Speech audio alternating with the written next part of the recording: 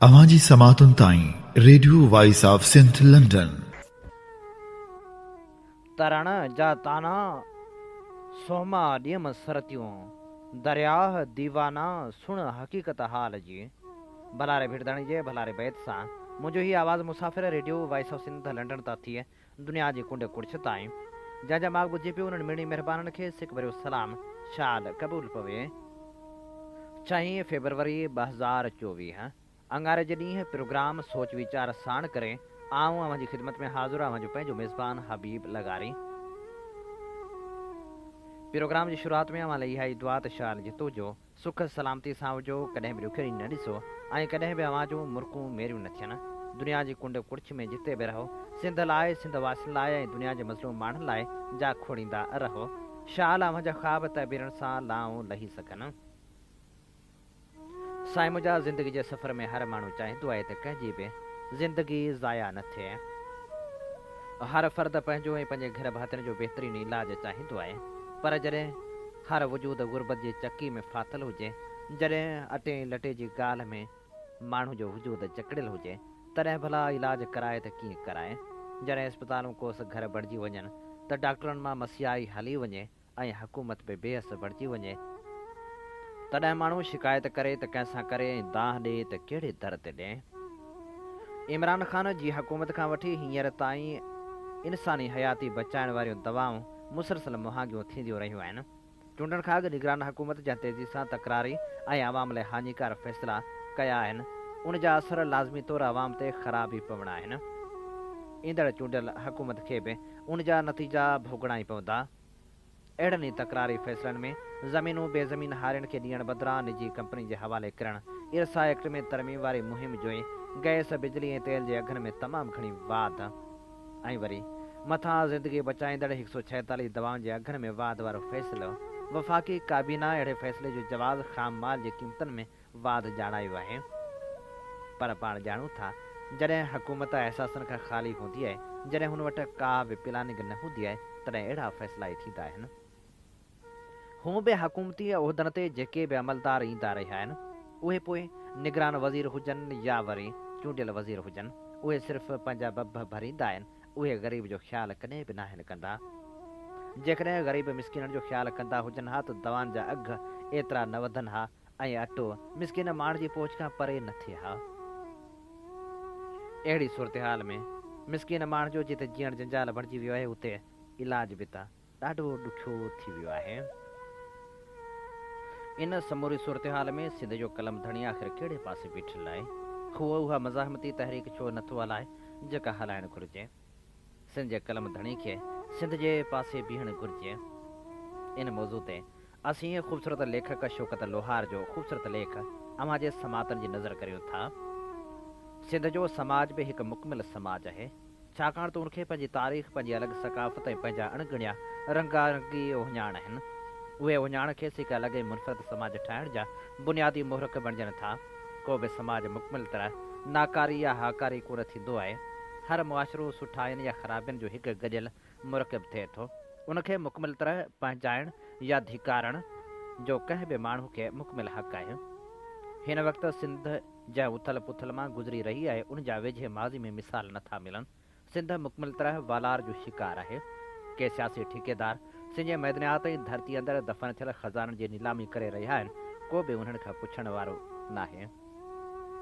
Peoples party पाण खे सिंध जी हमदर्द ऐं हॾॾोखी पार्टी सॾाए थी, पर पीपल्स पार्टी में शामिल अक्सर वॾेरा रईस तोड़े नवाब ऐं ख़ान सभु सिंध जी नीलामी ऐं धरती ते थींदड़ ज़ुल्म में भाङे भए वार आहिनि, पर को बि उन्हनि खे ग़लति कोन थो सम्झे। रोज़ानो राति जो ख़ैबर मील पिशावर खां कराची पहुचे थी ऐं उन में ईंदड़ ख़ल्क़ कॾहिं बि वापसि कोन थी आहे, पर उन ते को बि ॻाल्हाइण लाइ तयारु कोन्हे, सवाइ चंद आवाज़नि जे जिन खे बि ॿुधो अणॿुधो कयो थो वञे। अहिड़े आबरीअ सिंध तारीख़ में अॻु कॾहिं बि कोन रही आहे। सिंध जी ॻिची में ज़ंजीर उन खां अॻु कॾहिं बि अहिड़ा पुख़्ता कोन पिया रहिया आहिनि। सिंध अहिड़ी लाचार मजबूर ऐं अंजनि में फाथल अॻु कॾहिं बि कोन रही आहे। हिन वक़्तु सिंध वासियुनि जी हालत मुल्क में सभ खां वधीक अबतर आहे। हिन सूबे जा माण्हू पीअण जे साफ़ पाणी खां वठी ज़िंदगी जे हर निढे वॾी सहूलियत खां महरूम आहिनि। ॿाराड़ियुनि में जेल, थाणा, यूनियन काउंसिल खां वठी तालके ज़िले जी इंतज़ामिया उतां जे मक़ामी सरदार सां बट बणियल आहे। हक़ीक़त में सिंध वासियुनि जी ज़िंदगियुनि मथां मंधेड़ो घुमाईंदड़ ठगनि जो इहो टोलो कंहिं गिझ जी या सिंध जे मास खे रोड़े रहियो आहे, पर उनखां केर बि पुछाणो करण वारो कोन्हे। शाम जा 6 थींदे ई राति थी वञे थी। गुज़िरियल 40 सालनि खां लोड शेडिंग अंधियारनि जो कारण बणियल आहे। तालीम नाले का शइ कान्हे। न्याणियुनि जी तालीम क़बाइली इलाइक़े खां बि घटि आहे। वेतर हर वक़्तु जे बिरादरियुनि जे खूनी झड़ियुनि में कई बेगुनाह इंसान मौजी निंड सुम्हारिया वञनि था। अगवा इंडस्ट्री जी शक्ल इख़्तियार करे वरिती आहे। शिकारपुर, घोटकी, कश्मीर, कंदकोट, रावंती, ॾहरकियो, बावड़ो ऐं ॿिया कचे जा इलाइक़ा धाड़ियलनि जी आमाजगाह बणियल आहिनि। शहर गंद जे ढेर में तब्दील थी चुका आहिनि। सिंध जी अहिड़ी बदतरीन हालत ऐं लाक़ानूनी ते कलमधणी लेखक ऐं दानिश्वर ईअं चुप आहिनि जीअं खेनि वात में के मुंहुं हुजनि। यादि रहे हिन वक़्तु सिंध जे मैदनियात जे हवाले सां हिकु निगरान वज़ीर पाक किताब खणी सिंध ऐं सिंध वासियुनि खे सिंध जी ख़ुशहाली जा रेशमी ख़्वाब ॾेखारे रहियो आहे, पर हुनखां पुछाणे करण वारो को बि नाहे त सिंध कोयले जे खाणियुनि, तेल ऐं गैस जे ज़ख़ीरनि तोड़े मैदनी वसीलनि सां मालामाल हुजण बावजूदि सिंध जी भींग छो थी रही आहे। सिंध जी डेमोग्राफी तब्दील थी रही आहे। जितां उहे शयूं निकिरनि थियूं उतां जे मक़ामी माण्हुनि खे उनजो लाभ कोन थो मिले। सभु नौकरियूं मरायतूं पंजाब जी वॾी सरकार पंहिंजे हथ वस रखी सिंध जे नसीब में उहे दोखा दुलाब लुटजणी लिखियो आहे। मूंखे हैरत इन ॻाल्हि ते आहे त अहिड़ी सूरत हाल में सिंध जो अदीब दानिश्वर कलम कबीलो ख़बर न आहे छो चुप आहे। को आवाज़ कोन थो उथारे, को दाह कूक नथो करे। असांजो अदब ईअं मुमताज़ दमसाज़ लिखण ताईं छो महदूद थी वियो आहे। सिंध जे अदब मां मज़ाहिमत छो मोकिलाए वई आहे। सिंधी अदब उर्दू डाइजेस्टी कहाणियुनि वांगुरु छो बणिजी वियो आहे।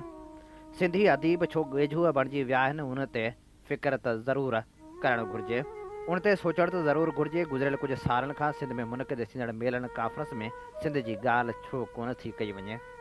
सिंध जी इज्तमाही वलार जी ॻाल्हि छो डिस्कोरस जो हिसो कोन आहे। उहा कहिड़ी मुसलत आहे जेका सिंधी अदीब दानिश्वर कलम धणी खे कसीदा गोई ॾांहुं राग़िब करे थी। सिंध जे हुक्मरान जमायत सक़ाफ़त खाते मार्फत हिकु मुकमिल रथाबंदी ऐं मनसूबाबंदी तहत हिकु मंडी लॻाए सिंध जे लेखकनि, अदीबनि, कलम धणियुनि ऐं दानिश्वरनि खे संसाग ते ख़रीद करे वरितो आहे। जंहिं बाद हू हाणे हुक्मरान जमायत जी मदद सराय में लॻल आहिनि। उन्हनि कलम धणियुनि पीपल्स पार्टी जी बदतरीन कारकर्दगी खे दुनिया जहान ॾाढो वाइखो करण बजाए नॉन इशूज़ अण लाॻापियल मसइलनि ते वधीक ॻाल्हायो ऐं लिखियो आहे। अहिड़ी रीति उन्हनि माण्हुनि जो असल मसइलनि तां ध्यानु बि हटायो वियो आहे। अहिड़नि अदीबनि यकसाई विंगारी कलम पिए हलायो आहे। उन्हनि मां को बि अहिड़ो कोन्हे जेको ॿुधाए सघे त सिंध जा वसीलनि जी फुरलुट तोड़े सिंध मथां थींदड़ धारियुनि जी वालार असल में सिंध में हुकूमत कंदड़ पार्टी जे नक हेठि थींदी रही आहे। सिंध में पीपी जे हिकु MPA वटि एतिरी दौलत आहे जो एतिरी दौलत अमेरिका जे सदर वटि बि कोन हूंदी। हथ वठी मेलाई वज़ीरनि अदीबनि खां संदन पैन जी मस जी क़ीमत लॻाराए उन्हनि जे तवानाइनि खे डिफ्यूज़ करायो। नतीजे में असां वटि अदब में बचियो वञे उहो त मां नचां थो, तूं नची थो, असीं सभु नचूं था। सिंध वतन चई सिंध वतन जी अहिड़ी भींग कराईसीं ऐं कईसीं जो हुनजो मिसाल तारीख़ में मिलणु मुश्किल आहे। हिन वक़्तु सिंध जा घणा तणा अदीब, शाइर, कलम धणी ऐं दानिश्वर PP जी B टीम बणियल आहिनि ऐं उहो कुझु लिखी बि नथा सघनि जेको खेनि लिखणु घुरिजे। नाले में निहाल सिंध जी अदबी संगत जेका एशिया जी वॾे में वॾी अदबी संगत हुई, उहा चंद माण्हुनि जे वर चढ़ी चुकी आहे। उनखे हिकिड़ो PP नुमाइंदो जीअं वणेसि तीअं हलाए थो। तॾहिं पोइ उन मां कहिड़ी मज़ाहिमती अदब जी उमेदु करे सघिजे थी। जेकॾहिं अदीब ऐं दानिश्वर धरती खे सुरनि में ॾिसी बादशाहनि, राणियुनि या हुक्मरान जी मदद सराय में लॻियल हूंदा त पोइ धरती ते मौजूदु आम माण्हुनि ते मयार ठहे ई कोन थी। सिंध जे हवाले सां बि कुझु अहिड़ी सूरत हाल आहे ऐं अहिड़ो ई थियो आहे ऐं थी रहियो आहे। ॿियो त कुझु वक़्त खां वठी मग़रबी अदब जी नक़ल करे सिंधी अदब पंहिंजे सेंटर या मर्कज़ खां हटी वियो आहे। छाकाणि त जॾहिं का बि शइ नक़ल या हाइब्रिड थिए थी त उन में उहो मज़ो नथो रहे। उन लाइ सिंधी अदब ते पंहिंजी मती ऐं पंहिंजी सिंधू जल सां सिराब थियणो आहे। उनखां पोइ जेको अदब सरजबो उहो शानदार ऐं जानदार अदब हूंदो। बाक़ी पराई जुती में पंहिंजो पेर विझण सां कमु हली कोन सघंदो। सिंध जे उन्हनि अदीबनि, कलमकारनि, दानिश्वरनि खे सिंध जे मौजूदा हालतनि ते सोचण जी ज़रूरत आहे जेके हुकूमती नीलामी खां बचियल आहिनि। उन्हनि खे सिंध में मौजूदु बदतरीन इंतिज़ामी हुक्मरानी, सिंध जे चहिरे खे मस्ख़ कंदड़ क़बीलाई झेड़नि कारखाननि इंडस्ट्री खां वांझल सिंध जा उतरिया ज़िला सिंध में रोडनि रस्तनि जी भींग थियण उहे सभु शयूं बहितरीनु अदब लिखण लाइ घणो मवाद मुहैया कनि थियूं। सिंध जी हाणोकी मक़बूज़ाई हालत अफ्रीकी दौर जी हिकु जहिड़ाई आहे जंहिंमें अफ्रीकी अदब शानदार ऐं जानदार नमूने सिरजो हो। जेसि ताईं सिंध जो अदब कलम धणी पंहिंजी मुनाफ़क़त ऐं हुकूमती मुज़ाहिमत खां आजो कोन थींदो ऐं सिंध जी ऐं सिंध वासियुनि जे पासे कोन बीहंदो उन मां शानदार अदब जी उमेद नथी करे सघिजे। हिन वक़्तु सिंध खे मज़ाहिमती अदब जी तमामु घणी ज़रूरत आहे ऐं उहा ज़रूरत सिंध जे सूरनि जो अदराक रखंदड़ अदीबी करे सघे थो। हीअ असीं अव्हां जे समात जी नज़र करे रहिया हुआसीं ख़ूबसूरत लेखक शौकत लोहार जो लिखियल ख़ूबसूरत लेख। अव्हीं ॿुधी रहिया आहियो radio voice of Sindh London. अव्हां जी ख़िदमत में प्रोग्राम पेश कयो पियो वञे सोच वीचार ऐं सोच वीचार जे हिन सफ़र में आऊं अव्हां सां मुखातिब जो पंहिंजो मेज़बान आहियां हबीब लगारी। प्रोग्राम सोच वीचार में हाणे शामिल करियूं था विक्टर ह्यूगो जी तक़रीर मां चूंड पैराग्राफ। हीअ असां तक़रीर अव्हां लाइ चूंड कई आहे नामेरे लेखक नूर अहमद मेमण जे किताब फ़िक्री तहरीरूं मंझां। अॼु खां 100 वरिया अॻु हिकु महान मर्द लाॾाणो कयो हो। हिन मणियादार मुड़ुस जी रवानगी जड़ त वरहनि जी रवानगी हुई जेका महिनत जी जाखोड़ सां भरपूर हुई। हुन जेके ज़िम्मेवारियूं निभायूं से ॾाढियूं वक़्तायतियूं ऐं नाज़ुक हुयूं छो त उहे ज़िम्मेवारियूं इंसान ज़ात खे सुजाग करण ऐं सही राह ॾेखारण लाइ हुयूं। हिन हस्ती जे मथां फटकारनि जा अंबार वसियात दुआनि जो बि वॾो फुड़ो वसियो। खेसि मकरूह माज़ी जे तरफ़दारनि पारां जेकॾहिं बददुआ मिली त मुस्तक़बिल तरफ़ां दुआ ई दुआ मिली ऐं अहिड़ी तरह जो पद माण पंहिंजी जाइ ते शान ऐं मान वारो सिलसिलो हुयो। मौत जी सेज ते बि हिकु पासे साथी नई टही वाखाण करे रही हुई त ॿिए पासे माज़ी मरहियात जा पोइ लॻ खेसि लानत ऐं मलामत करे रहिया हुआ छाकाणि त हू माज़ी जो मुखालिफ़ ऐं मुस्तक़बिल जो तरफ़दार हुयो। हू हिकु आम रिवाजी इंसान जे उबतड़ पंहिंजे पर में हिकु दौरु हुयो। हुनखे जेके बि कारज सौंपियो वियो हो सो पंहिंजी जाइ ते इंसान ज़ात लाइ हिकु सनहियो हुयो। हुनखे हिकु ज़िम्मेवारी सौंपी वई हुई जंहिंखे हुन पंहिंजे काराइती सघ सां तोड़ ताईं रसायो ऐं पधरी पिट नसीब ऐं कुदरत जे कानून जी उपटार करे ॾेखारी। हिन शख़्स 84 वरहनि जी जमार में जेकॾहिं बादशाह जी फूह जवानी बि ॾिठी त ॿिए पासे इनकलाब जी बाग खे बि फुटंदे ॾिठो। जॾहिं वाल्टियर ॼाओ त लोइस 14 तख़्त धणी हुयो ऐं लाॾाणे वक़्तु लोइस 16 ताज पाए चुको हुयो। यानी त एॾे वॾे तख़्त ऐं ताज जा ॾिहाड़ा हुनजे अखियुनि आॾो लंघी रहिया हुआ ऐं हीअ कफ़नी में वेढ़ियल मर्द मथेर पाताल मां ईंदड़ किरणनि खे ॾिसी रहियो हो। उनखां अॻु जो असीं अॻिते वधूं अचूं त लफ़्ज़ पाताल खे सम्झण जी कोशिशि कयूं। हू त अहिड़ा हक़ीचार भलाई जा पाताल आहिनि जिन में बदी बि ॿधी वेंदी आहे। बहरहाल मूं जीअं हलंदड़ ॻाल्हि ॿोल खे थोरे विरमले पासेरो कयो हुयो तीअं मूंखे हाणे इजाज़त ॾिनी वञे त पंहिंजे ख़्याल खे अॻिते पेश कयां। हिते को बि लफ़्ज़ अयाणो या आइबदार सम्झी उन लाइ आख़िरी राय ॾियणु मुनासिबु न थींदी। छा लाइ त हींअर बि हिते असीं हिकु मुखिया ज़िम्मेवारी निभाइण लाइ गॾु थिया आहियूं। अॼु हिते इन लाइ यकजा थिया आहियूं त उन्हनि ॾाहनि जे कयल कशालनि खे वाधायूं पेश कयूं जिन 18वीं सदी में जाखोड़ करे 19वीं सदी लाइ दग बणायो। उन करे असां ते वाजिबु आहे त अहिड़नि आली दिमाग़ सूर्य सरवाण ऐं नेकी जे पुतलनि खे सलाम पेश कयूं छो त उन्हनि महान मर्दनि तमामु हिमत भरे नमूने सां हुनर ऐं हरफत ॾांहुं नवां रस्ता ॻोल्हे न रुॻो ख़ुशहाली जो सनीहो आदो पर पंहिंजे पुहरी सां इंसान ज़ात में एकता खे वधायो। ॿियनि लफ़्ज़नि में अञा बि ईअं खणी चइजे त उन्हनि अमन आश्ती खे बरक़रार रखण लाइ जुहद कई। हिन सुधरियल दौर में अमन वॾे में वॾी नेकी आहे ऐं जॾहिं त शर ऐं फ़साद वॾे में वॾी बदी आहे।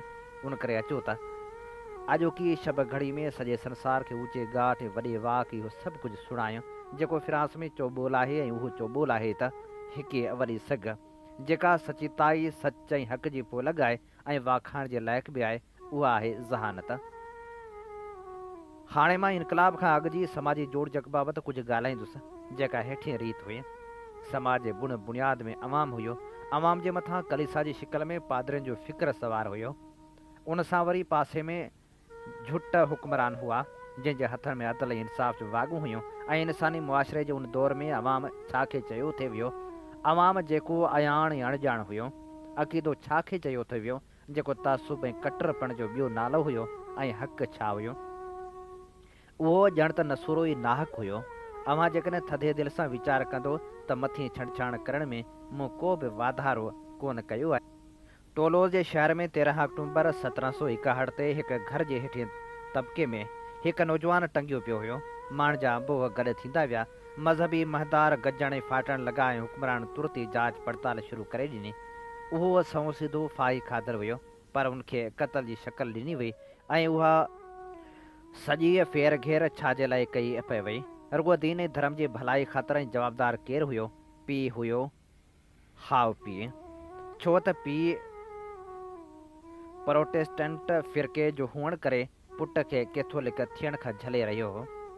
उहो ॾिठो वाठो अंधेर ऐं अणथियणी ॻाल्हि हुई जो ॿुढो पीउ जवान जमान पुट खे फाहो ॾेई मारे विझे, पर इंसाफ़ जा अबा पंहिंजी किरत ऐं कुशालनि खे लॻा रहिया। आख़िरकार फ़ैसिलो ॾिनो वियो।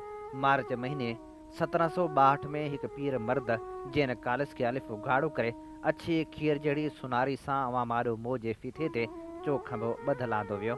हुनजे पासे में 2 ॼणा बीठल हुआ। हिकु मजिस्ट्रेट ड्योब नाले जंहिंजी ज़ेर निगरानी में सज़ा जी पैरवी थियणी हुई, हिकु पादरी सॻोरो जंहिंजे हथ में मुक़दस सलेब हुई, हिकु जलाद जंहिंजे हथ में लोही लठ हुई। सज़ा खाईंदड़ हमरा जी नज़र जॾहिं पादरी त थींदी लोही लठ वारे जलाद ते अची पई त हुनजो वायु बताल थी वियो। जलाद भर करे लोही लठ कैदी जी बांह ते वाहे कढी ऐं बांह टिड़की पई। शिकार जीअं त सोघो ॿधल हुयो सो चुरी पुरी कोन पए सघियो। बाक़ी सूर जे करे दाहूं ऐं आहूं करणु लॻो। जीअं ई लोही लठ जो धक कैदी खे लॻो पए तीअं सस वातां कीहूं पए निकितियूं ऐं हू गश खाइणु लॻो। पर मजिस्ट्रेट अॻिते वधी कैदी खे पाणी जा छंडा हणी या लूणु सुघाए सूरत में आंदो पए। अहिड़ी रीति कारस खे लोही लठ जा 8 संधाइता धक हया विया ऐं वारी वारी सां खेसि होश में आंदो पए वियो। आख़िर 8 धकनि खां पोइ पादरी सॻोरे अॻिते वधी कारस जे आॾो सलेब झली त जीअं हू उनखे चुमी ॾे, पर हुन चुमण जे उबतड़ कंध वराए छॾियो ऐं जलाद पंहिंजी आख़िरी कार्रवाई कई, यानी ज़ूम सां लोही लठ जो मथो कारस जी छाती ते वाहे कढियो। हिकु उभ ॾारींदड़ कीह उथी ऐं माठ थी वई। अहिड़ी रीति वीचारे जीन कारस जो अंत थियो। उन सॼी कार्रवाई में भरिया 2 कलाक खणण लॻा। जीन कारस जी मौत खां पोइ सुत त ॻाल्हि पधरी थी पई त जवान पुट आबघात कयो हो, पर ओसिताईं हिकु बेगुनाह खाज थी वियो। कंहिंजो खाज थी वियो, इंसाफ़ जे हथ ठोकियनि चङनि मुड़ुसनि जो खाज थी वियो। अहिड़े दुखदायक कीन जहिड़े समाज में वाल्टेयर हिकिलो हो। सभिनी झुट शक्तियुनि अदलिया अमीर शाही मर्कज़ियत जेके असल मालिकी खे बेसुरत बणायो, अंबोहन खे अखियुनि में सुरमो पाराए भयानक शक्लनि वारी फ़ौजदारी सरिश्ते खे अहिड़े नमूने पंहिंजे मुफ़ाद लाइ कुतब आणे रहिया हुआ जो माल जे मालिकनि खे फर्मा बरदारी ऐं अवाम खे चापलूसी सेखारी पई वई त जीअं हाकिमनि खे सजदो थिए उन सॼी हेरा फेरी में महदार जो मकर ऐं जुनून बि गॾु हुयो। मां वरी बि वरजायां थो त वाल्टेयर हुन सभिनी बुराइनि बिदतनि ख़िलाफ़ जंग जोटण जो ऐलान कयो हो जेके घणो अॻु पाण में एको करे हिन जहान जे रहवासियुनि ख़िलाफ़ जंग शुरू करे चुकियो हुयो। ऐं वाल्टेयर वटि उन्हनि बदी जे तरफ़दारनि ख़िलाफ़ कहिड़ा हथियार हुआ? रुॻो हिकु हथियार जेको हवा खां बि हल्को हुयो, पर मंझंदि खड़को ऐं कड़को विझ खां बि वधीक सगारो हुयो, ऐं उहो हथियार हुयो कलम। हा, रुॻो कलम। उन हथियार सां वाल्टेयर जंग जोटी ऐं सोभारो थियो। अचो त गॾिजी अहिड़े महान मर्द खे सवें सलाम कयूं। हीअ असीं अवां जी समातनि जी नज़र करे रहिया हुआसीं विक्टर हेगो जी कयल तक़रीर। अवीं ॿुधी रहिया आहियो radio voice of Sindh London. अवां जी ख़िदमत में प्रोग्राम पेश कयो पियो वञे सोच वीचार। सोच वीचार जे हिन सफ़र में आऊं अवां सां मुख़ातिब अवां जो पंहिंजो मेज़बान आहियां हबीब लगारी। नामियर लेखक एजाज़ मंगी मुआशी कार्डन जी मनफ़ी सियासत जे उनवान हेठि लिखे थो। हिकु वक़्तु हो जंहिं वक़्त में मुल्की सियासत में सिंध कार्ड जो नालो तमामु घणो इस्तेमालु थींदो हो। सिंध कार्ड जो सियासी मुहावरो घणो करे बेनज़ीर भुट्टो जे दौर में इस्तेमालु थींदो हो। उहो इशू उन महिल बिना चोट चढ़ी वेंदो हो जॾहिं मुल्क जा मुहाफ़िज़ हिकु हलंदड़ हुकूमत खे मुदो पूरो करण खां अॻु में सदर हथां असेंबलियूं हिलाल करे घर भेड़ो कंदा हुआ। उन दौर में बि बेनज़ीर भुट्टो पंहिंजे मथे ते अजरक ओढे लाड़काणे लाहौर जे वज़ीर आज़म में फ़र्क़ु बयानु करण जी कोशिशि कंदी हुई त हुन मथां सिंध कार्ड इस्तेमालु करण जी तोहमत हई वेंदी हुई।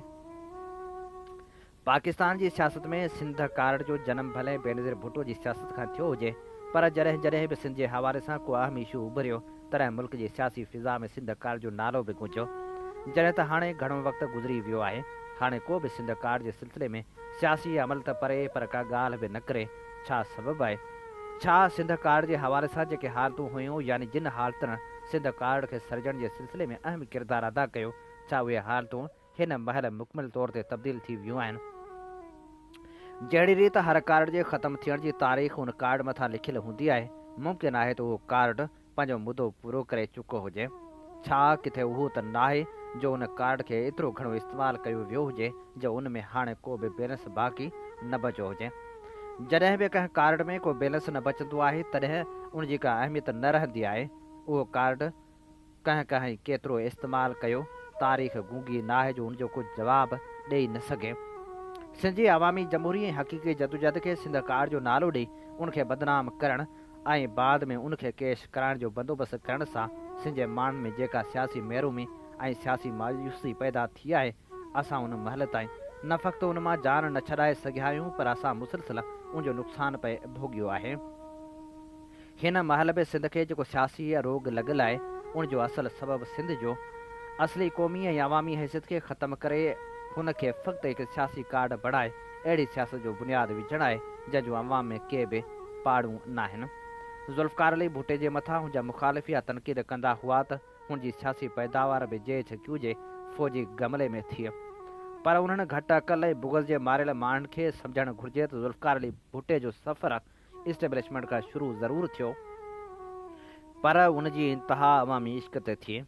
हू अवाम जे इश्क़ में फांसी जे फंदे ते बि चढ़ी वियो, पर हुन कॾहिं बि पंहिंजी ज़ात मथां तारीख़ जो दाग़ ॾिसणु गवारा न कयो। जॾहिं त शहीद भुट्टे जी अज़ीम सियासी जदोजहद ऐं हुनजी तारीख़ी क़ुर्बानी खे मशरूत इक़्तिदार लाइ तीन वाल कंदड़ क़यादत जेको रिवस गैर वारो सफ़र जारी रखियो, उनजो हतमी नतीजो सिंध जहिड़ी सुहिणी सीबती ऐं हक़ीक़ी हुस्नाक क़ौम जे हक़ परस्त सियासत खे सिंध कार्ड में क़ैद करणु हो। छा इहा हक़ीक़त न आहे त बेनज़ीर भुट्टो जी शहादत बाद सिंध मथां टे भेरा मनमानी वारो ऐं अवामी सपोर्ट जे सिलसिले में इंतिहाई नामक़बूल हुकूमत करण वारो अमल उन्हनि हथनि में मौजूदु सिंध कार्ड जो समूरो बैलेंस ख़तमु कराए चुको आहे? छा इहा हक़ीक़त न आहे त बेपनाह क़ुर्बानीनि सां सिंध जे मथां जेको अवामी सियासत जो अज़म वारो छट झलियो हो, उहो हिन वक़्तु मुल्क जे जाबलू सूबे बलोचिस्तान जे मथां पंहिंजो पाछो विझी रहियो आहे? काल्ह सिंध जी मज़लूमियत जा नारा मुल्क जे गादी वारी शहर जे फिज़ान में गूंजंदा हुआ ऐं अॼु बलोचिस्तान जी पुकार मुल्क जे इक़्तिदारी अहिवारनि खे उन महल बि लोॾे विझे थी जॾहिं निगरान सीट वारी सरकार जी सभ खां मथी कुर्सी ते बलूचिस्तान सां तालुक़ु रखंदड़ पंहिंजी पसंदि जो माण्हू बराजमान कयो वियो आहे। हिन वक़्त में जॾहिं असां बलूचिस्तान जे सिलसिले में का ॻाल्हि ॿुधूं था त असांखे साज़िशी सियासत जी सरबाट में जंहिं सौदेबाज़ी जो पतो पवे थो, उहो हाणे वरी बलोच कार्ड जी सूरत में मंज़र आम ते आणण जी कोशिशि थी रही आहे। उनजो हासिल मक़सदु इहो आहे त कंहिं बि क़ौम खे ऐं कंहिं बि तारीख़ी धरती खे भले जेतिरो बि लुटे फुरे ऐं उनजी आवाम खे इंसाफ़ खां महरूम रखे। जॾहिं सियासी सरकशी ताईं पहुचाइण में कामयाबु थियो त पोइ उन सां वेही अहिड़ो वहिंवारु कयो जेको आम तौर ते जरगाई जथा कंदा आहिनि। उहो सच पच में त तमामु घणो अज़ियतनाक मंज़र हूंदो आहे जॾहिं मक़तूल माण्हू जो मुल्ह कुझु लखनि में लिखियो वेंदो आहे ऐं पोइ लाश वियो, लाश में बाक़ी जन धुर जा लाश वधीक बचनि त उनखे कुझु लख ॾियण खां अॻु सरदार पंहिंजो हिसो कटे बाक़ी रक़म मज़लूम माण्हू जे फाटल साटल खीसनि में विझी उन्हनि खे घर तरफ़ उमाणियो वेंदो आहे। सिंध सां जेको सलूक सिंध कार्ड जी सूरत में कयो वियो, उहो हाणे बलूचिस्तान सां थियण वारो आहे, बल्कि कंहिं न कंहिं सूरत में थी रहियो आहे। दुनिया में उहो दस्तूर रहियो आहे त जेको कुझु मथे सतह ते थींदो आहे, हेठि सतह ते बि उन रवश जो सिको हलंदो आहे।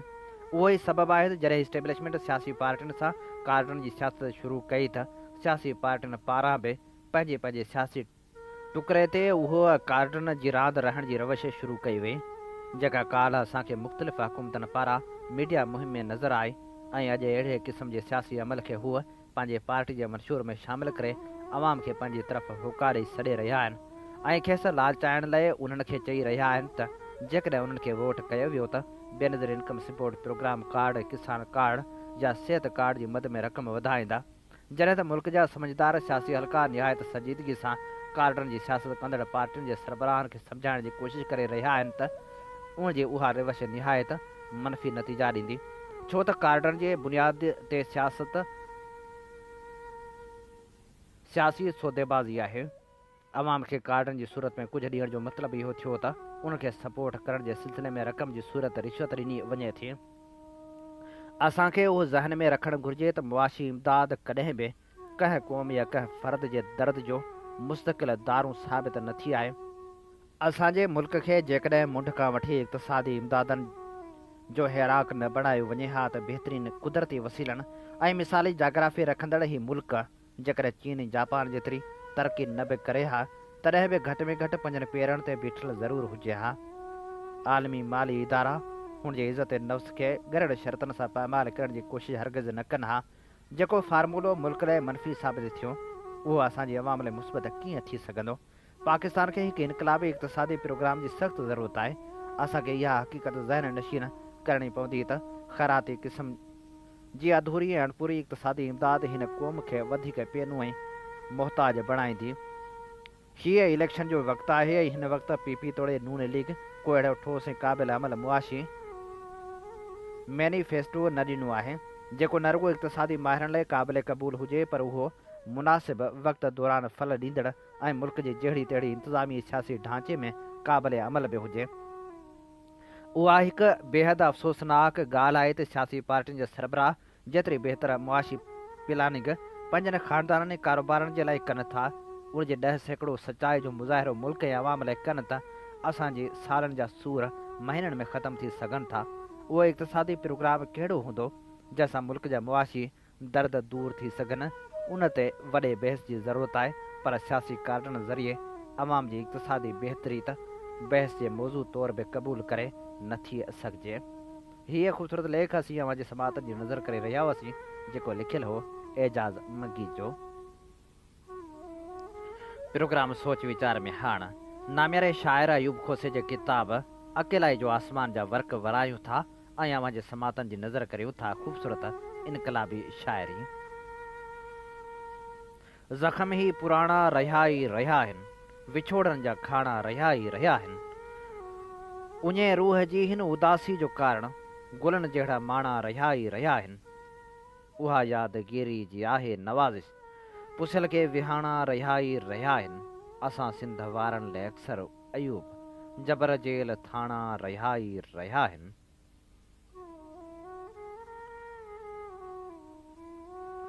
वैश तन्ना गुलाबनि खे साड़े छॾियो हेल मौसम बि ख़्वाबनि खे साड़े छॾियो। नफ़रतनि जे निंदड़ खे बंभटो पहिरीं ज़िंदगी जे किताबनि खे साड़े छॾियो। मोहबतनि खे त ज़ख़्मी करणु जुर्म आहे थी सघे जे हिजाबनि खे साड़े छॾियो। मुल्क हुनजी में जादू को अहिड़ो हुयो मुंहिंजे सुवालनि जवाबनि खे साड़े छॾियो। सूर आहिनि सहण खां वधी ई विया यार गॾिजी अज़ाबनि खे साड़े छॾियो। को ख़ामोशनि में साह विझो जी रूपा माड़ी लोक तके को दोदो भड़की दाह करे हिन रिणपट खे का जाग अचे को ख़ामोशनि में साह विझो। को ख़ामोशनि में साह विझो सोचनि खे अड़ायो मक़्तल सां शोलनि खे समायो ॿोली में। तारीख़ दरनि ते बीठी आहे के फूल विझो उन झोली में। को ख़ामोशनि में साह विझो बदबख़्त उघाड़नि रातियुनि में ज़ंजीर टुटण जी ॻाल्हि हले के दीवारनि में ॾार पवन महकार उथण जी ॻाल्हि हले। को ख़ामोशनि में साह विझो को ख़ामोशनि में साह विझो मेंदी खे हणी का पेरनि ते साहिल जी हवा में प्यार करे गा घुर खे खिली का चेल चुमे। हर पार पिरी जो ख़्याल ॿरे को ख़ामोशनि में साह विझो। को ख़ामोशनि में साह विझो के ओढे रेटे अजरक खे ऐं ओजागनि जा ॻोठ घुमनि कुझु तारनि में तकरार थियनि महबूब रेलनि ते ज़ुल्फ़ कुॾनि। को ख़ामोशनि में साह विझो का वाहूं दे में छेर वॼे बेताब उथी को तमर चवे ॾिसाण भिटाई सिधड़ी ते पियो ॻाढ़ो सूरज गाठ खणे पियो ॻाढ़ो सूरज गाठ खणे। किथे हिन दर्द खे रखिजे किथे हिन दर्द खे रखिजे पखियुनि जा पेर समुंडनि ॾे अचनि था कोन शामनि में। हवा में बूअ दूंहें जी रोए थी माठ लामनि में। किथे हिन दर्द खे रखिजे किथे हिन दर्द खे रखिजे परी जी कंहिं कहाणी खे ॿुधी को कोन बालिक थो। सरोजे गरम आधी मां फुटे थो सिंध जो सुरको किथे हिन दर्द खे रखिजे। अजबा मातमी मौसम वॾी आहे धूड़ रस्तनि ते गसनि में अजनबी चुरपुर निहारे केर कचियनि खे किथे हिन दर्द खे रखिजे। न साहिल को बि वांदो आहे, न ॿेड़ी का बि ख़ाली आहे, न तारो को बि ज़ाहिर आहे, न काई गलत लाली आहे। किथे हिन दर्द खे रखिजे, न कुरे नींहं जी निगर रड़े थी रोज़ माणनि में, सड़नि था पेर साहुन जा, पवे थो रूह घाणनि में। किथे हिन दर्द खे रखिजे, न यारी आहे बहारनि सां, न वेझाई घटाउनि सां, पुछायूं छा हवाउनि खां, ॿुधाए को निगाहुनि सां। किथे हिन दर्द खे रखिजे, किथे हिन दर्द खे रखिजे। अयूब खोसे जी ख़ूबसूरत शाइरी सां जो कि प्रोग्राम जा समूरा रंग हवाउनि में विखरी चुका। पंहिंजे मेज़बान हबीब लगारी खे ॾींदा इजाज़त इन साॻी दुआ सां। वसे भिट तुंहिंजी भलारा सदा, सदा देस परदेस सारा वसन। कॾहिं सींद सिंधी न मेरी थिए, कॾहिं मोड़ कंहिंजा न मुरझाइजनि। अवांजी समातुनि ताईं radio voice of Sindh London. Sindh मुंहिंजी अमा सूंह तुंहिंजी मथां छा लिखी, छा लिखां छा लिखी, छा लिखां। सिंध मुंहिंजी अमा, दुनिया जा सिंधियो हिक मुठ थी सिंध बचायो। सिंध मुंहिंजी अमा सूंह तुंहिंजी मथां छा लिखी, छा लिखां। सिंध जो क़ौमी आवाज़ radio voice of Sindh London.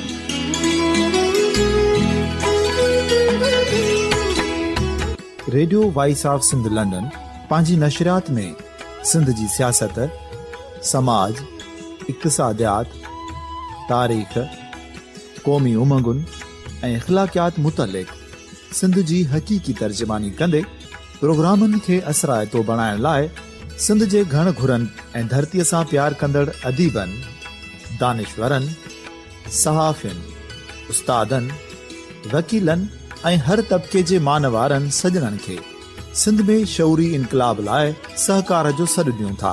अचो त गॾिजी सूफ़ियुनि ऐं संतनि वारी सिंध जो ओज हिक मुठ थी वरी वापसि आणण वारे सफ़र जा साथारी बणिजऊं।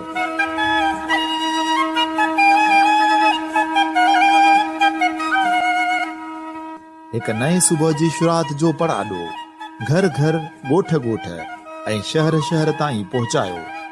शाल सिंध आबाद ऐं ख़ुशहाल थिए, सिंधी माण्हू सुखियो ऐं सताबो थिए।